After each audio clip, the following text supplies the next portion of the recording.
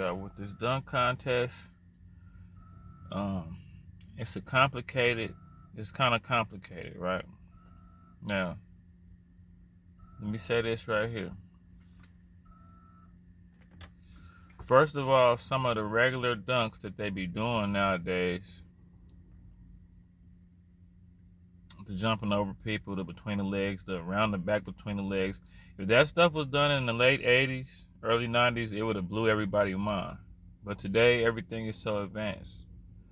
It's this white dude that be doing all kind of crazy shit. He not in the NBA. Y'all know who I'm talking about. Dude that got like the dyed hair. He was on like a little reality show about dunkers. He should be in it to set the bar.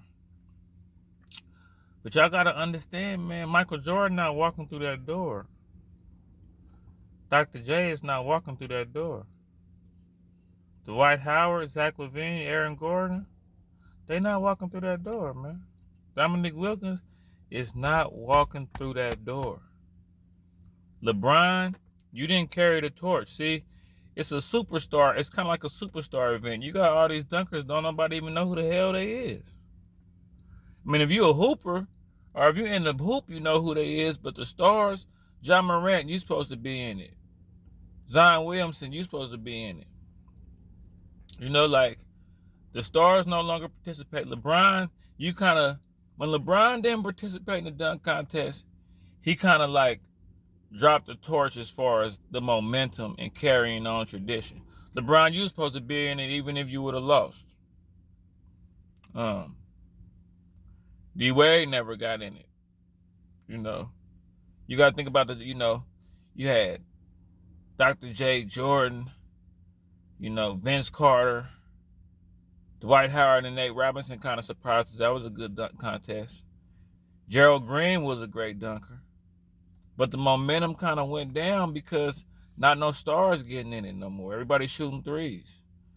Athleticism is not a big deal. And another thing that take away from it too is everybody more concerned with Kyrie not taking the COVID test, Zion Williamson not eating the right foods, and Kevin Durant going back and forth with people on Twitter, and everybody more concerned with James Harden kicking it with Lil Baby and Ayesha Curry not being solid with Steph Curry. It's way more news surrounded around the NBA. Back in the day, people just played hard. It was good games, and the dunk contest and All-Star Weekend was a glimpse of the player's personality and stuff. Now the personality is always on display. It's always something like kind of like how hip-hop, how rappers getting into it outside of the booth and the shit they do on a regular day basis is more important than their music. That's kind of what's gonna happen with the dunk contest.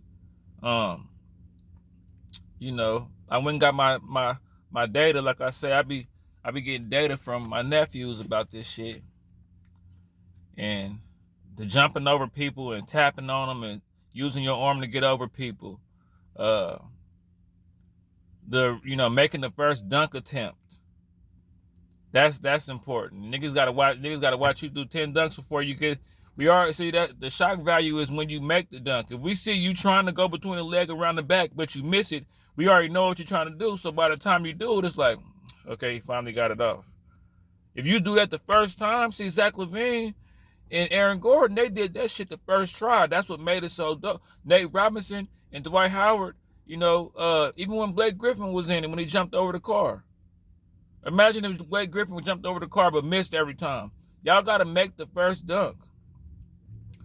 The East Bay Funk dunk with J.R. Ryder when he went between the leg. He made it on the first try. And it's like y'all should start picking the players with the highest verticals to get in it. If you're going to pick some dudes that's just random dudes, Obi Toppin, Cole Anthony, I mean, they some hoopers within their little right, but, man, they not superstars. Ja Morant, you were supposed to be in it. You all over Sports Center. You all over the highlights. You need to be in the dunk contest. The three-point shootout is more exciting than the dunk contest. And like I say, the average dunk from today, if it was planted in 1985, 86, it would have blew everybody's mind. Another thing they take away from the dunk contest, they done did everything. What you gonna do? Backflips and spin in the air and do a dunk? Niggas should get in the cannonball and get blasted out into the air and do a dunk or some shit. One nigga put on Timbs and just did a regular dunk. If you put on them Timbs and jump from the free throw, then that's different. You know, it's just, I think Gerald Green, he did some shit where he jumped up and blew out a candle and dunked it. Like, the creativity got to be a little more, you know what I'm saying? But all in all, you know, I ain't gonna say it's the worst. Well, it might have been one of the worst dunk contests. But dunk contest is about the superstars the dunk contest is about the superstars participating in the dunk contest, making your dunk on the first try, and the highest jumpers. See, what made Aaron Gordon and Zach LaVine dunk contest the best, because they were some of the highest flyers in the NBA. Nate Robinson and Dwight Howard were some of the highest jumpers in the NBA. The average person in the NBA gonna be able to dunk, but you got to be a high flyer. Vince was a high flyer. Ja Morant, you let us down. You should have been in it. I don't see no reason. Zion, stay away from Papa Do's, man. Stay away from there. You could have been in the shit. That's my take on the dunk contest. You know, they might surprise us next year, but this one was kind of lackluster. I'm gonna be honest.